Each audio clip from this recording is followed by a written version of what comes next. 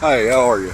This is Tom again, and I flip cars for a living. I wanted to show you this caddy right here. It looks like a 76 Eldorado, green. The old car looks straight. It's got fresh paint on it. It's got tan leather interior, white walls. The only thing they didn't match was their hubcaps the way they're supposed to be matched. It should be the car's color. It's got a place right here. The car looks like it used to be brown and they've painted it back a hunter green color. This is not my car or anything. I just seen it sitting and had to stop and show y'all.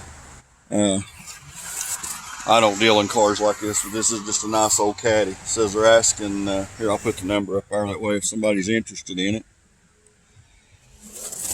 you all can call them about it. But it is a slick old caddy. It don't look like it has any rust on it at all. This will just be a short video of the caddy, but I hope y'all enjoyed it. And please don't forget to like, subscribe, and share. Thank you.